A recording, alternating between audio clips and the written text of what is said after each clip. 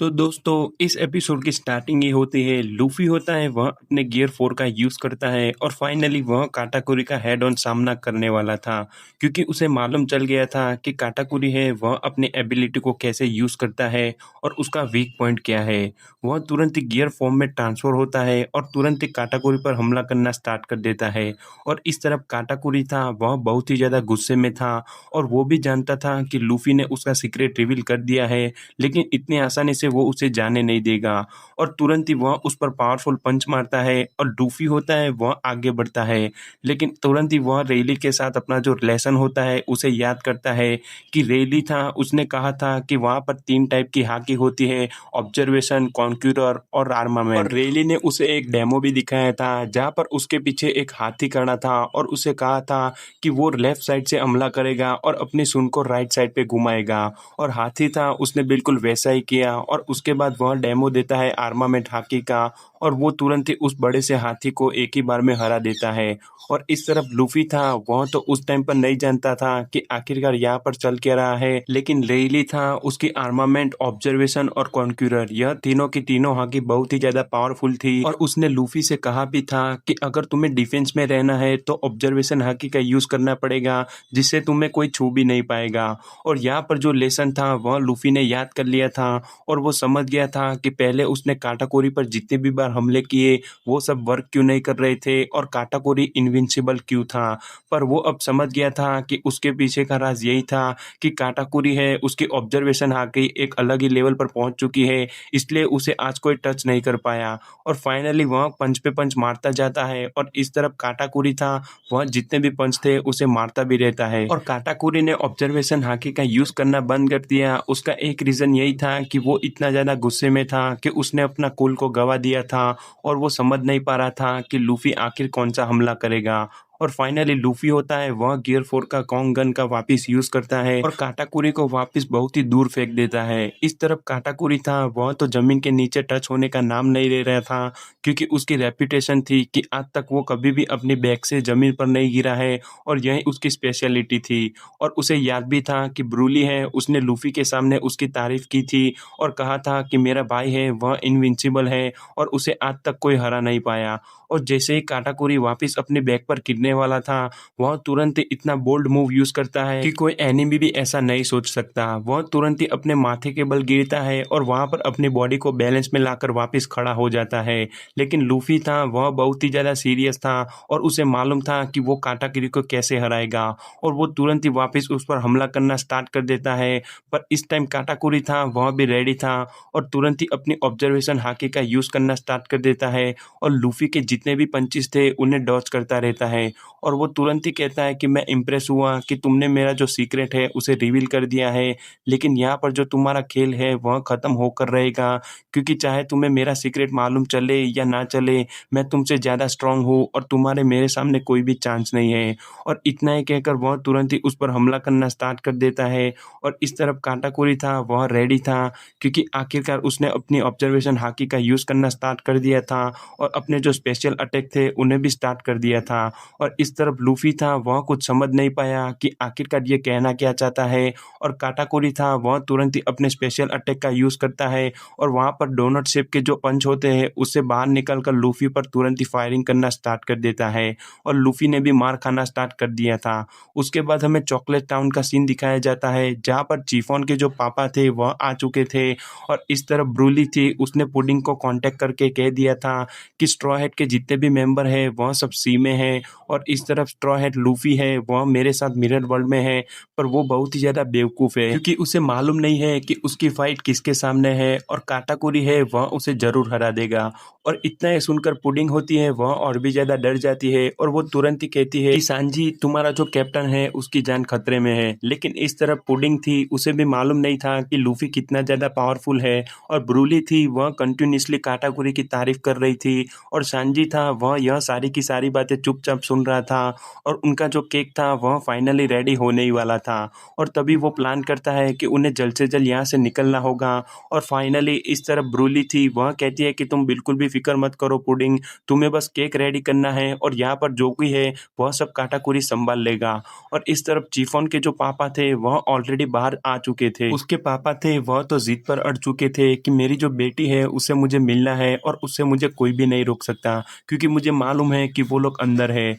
और उसे मालूम था कि उसकी जो जुड़वा बेटी थी वह बहुत ही अच्छी थी, लेकिन वो उनसे मिला ही नहीं था। और फाइनली तभी वहाँ पर ओवेन था, वह भी आ चुका था और वो भी सोचता है कि आखिरकार शिफॉन के पापा है वो यहाँ पर क्या कर रहे हैं, क्योंकि उसे तो सोल्जर ने कहा था कि पुडिंग है वह केक बना रही है और उसे कोई भी डिस्टर्ब नहीं करना चाहिए। और जैसे ही वह उसके पास जाता है वह तुरंत ही उसे डांटने लगता है और बोलता है कि आखिरकार तुम यहाँ पर क्या कर रहे हो और तुम्हारा यहाँ पर कोई भी काम नहीं है, क्योंकि तुम्हारे बिग मम के साथ जितने भी रिलेशन थे वह सब खत्म हो चुके हैं और अच्छा होगा अगर तुम यहाँ से निकल जाओ। लेकिन शिफॉन के जो पापा थे वह तो सिर्फ उससे मिलना चाहते थे और वो तुरंत ही ओवेन से कहते हैं कि प्लीज़ मुझे सिर्फ उससे एक बार बात करनी है और उसके बाद मैं यहाँ से चला जाऊँगा। आखिरकार मैं तुम्हारा स्टेप फादर हूँ और तुम मेरे साथ ऐसा कैसे कर सकते हो। और इस तरफ पुडिंग थी, वह तुरंत ही सांजी से कहती है कि सांजी तुम्हारा कैप्टन है वह सचमुच में बहुत ही ज़्यादा खतरे में है, क्योंकि तुम्हें मालूम नहीं है कि बिग ब्रदर काटाकुरी है वह आज तक एक भी फाइट नहीं हारा।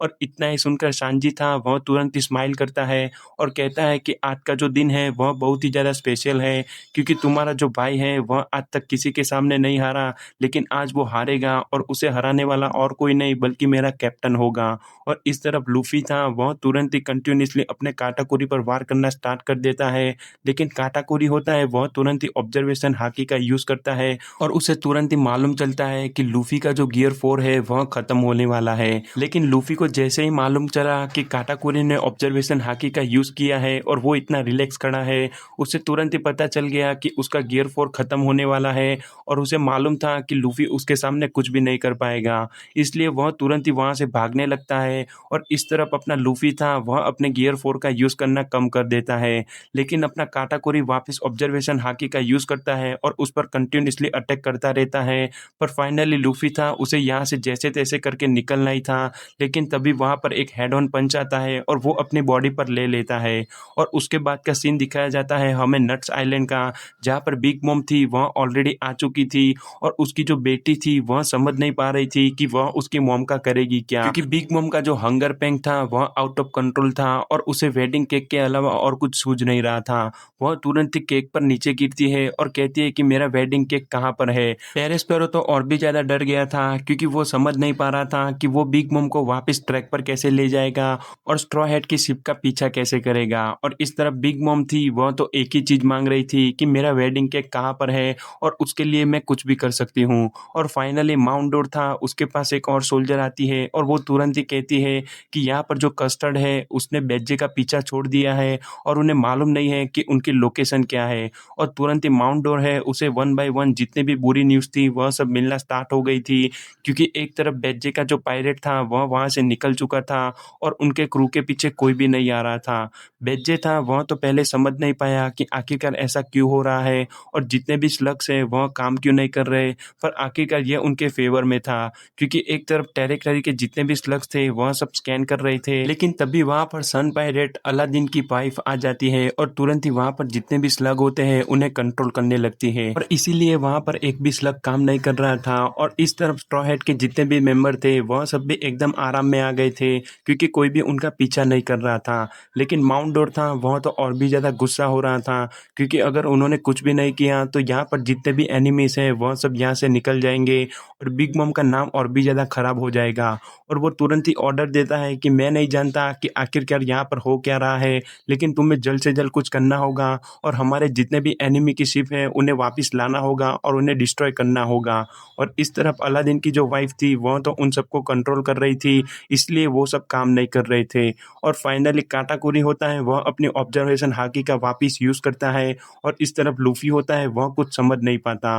और वो तुरंत ही देखता है कि काटाकुरी वापस एकदम रिलैक्स हो गया था और वो समझ गया था कि यहाँ पर जरूर कुछ ना कुछ गड़बड़ है। और काटाकुरी तुरंत ही कहता है कि ये सब अटैक एकदम यूजलेस है और तुरंत ही अपना लूफी होता है वह वहाँ से भागने लगता है। और थोड़ी देर में उसे मालूम चलता है कि आखिरकार ऐसा हुआ क्यों था। क्योंकि जैसे ही काटाकुरी उसका पीछा करने लगता है, इस तरफ लूफ़ी था वह अपने गियर फॉर्म में से वापस ट्रांसफ़ॉर्म होकर नॉर्मल बन जाता है और तुरंत ही वहाँ से भागने लगता है। क्योंकि 10 मिनट तक अब लूफ़ी अपनी हाकी का भी यूज़ नहीं कर पाएगा और अगर उसने काटाकुरी का सामना किया तो काटाकुरी उसे वहाँ पर ही मार डालेगा। लेकिन तभी लूफ़ी भागते-भागते अचानक ही रुक जाता है और अपनी लेफ्ट साइड पर देखता है और वो धीमे-धीमे इतना ज़्यादा खुश हो जाता है क्योंकि उसके सामने और कोई नहीं बल्कि ब्रूली खड़ी थी और उसे मालूम था कि अगर वो ब्रूली को लेकर यहाँ से निकल गया तो काटाकुरी उसका पीछा भी नहीं करेगा और वो एकदम सेफ भी रहेगा अगले 10 मिनट तक। और तुरंत ही काटाकुरी होता है वह भी समझ नहीं पाया कि आखिरकार वो रुक क्यों गया और तुरंत ही इस तरफ लूफ़ी था वह तो ब्रूली को लेकर वहाँ से भाग जाता है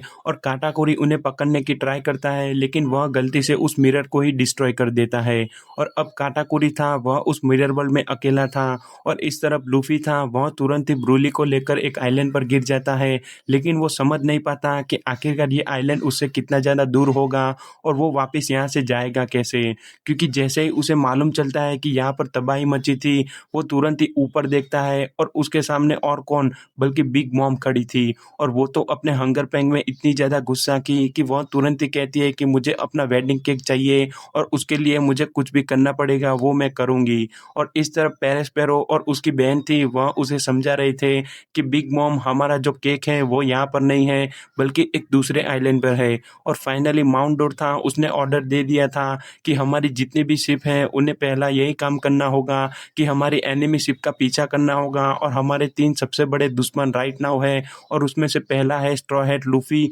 दूसरा है फायर टैंक पायरेट और तीसरा है फिशमैन आइलैंड के सन पायरेट। और इनमें से कोई भी यहाँ से जिंदा बचकर नहीं जाना चाहिए क्योंकि इन तीनों ने मिलकर हमको धोखा दिया है और हम उनका बदला ज़रूर लेकर रहेंगे। और उसी के साथ वहाँ पर जितने भी लोग थे वहाँ सब रेडी थे और चॉकलेट आइलैंड पर तो पूरी की पूरी आर्मी आ चुकी थी क्योंकि उन्हें मालूम था कि स्ट्रॉ हैट का जो लास्ट प्लान है वह सब क्या है और वो यहाँ पर कैसे मिलेंगे। और उसके बाद हमें सीन दिखाया जाता है चॉकलेट आइलैंड पर जहाँ पर केक थी वह रेडी हो चुकी थी और जैसे ही उस केक को एक शेफ चखता है वो और भी ज़्यादा शॉक हो जाता है और तुरंत ही नीचे गिर जाता है। इस तरफ जितने भी लोग थे वह सब डर जाते हैं कि आखिरकार सांजी ने ऐसा तो केक में क्या डाला कि यहाँ पर जो बंदा है वह नीचे गिर गया और इतना खुश है। लेकिन वो कहता है कि यहाँ पर जो क्रीम है वह इतनी ज़्यादा टेस्टी है कि मैंने अपनी लाइफ में कभी भी नहीं खाई। पुडिंग भी उस क्रीम को चखना चाहती थी लेकिन सांजी होता है वह तुरंत ही उसे मना करता है और कहता है कि अगर तुमने चख लिया तो तुम भी बेहोश हो जाओगी क्योंकि ये जो क्रीम है वह इतनी ज़्यादा टेस्टी है।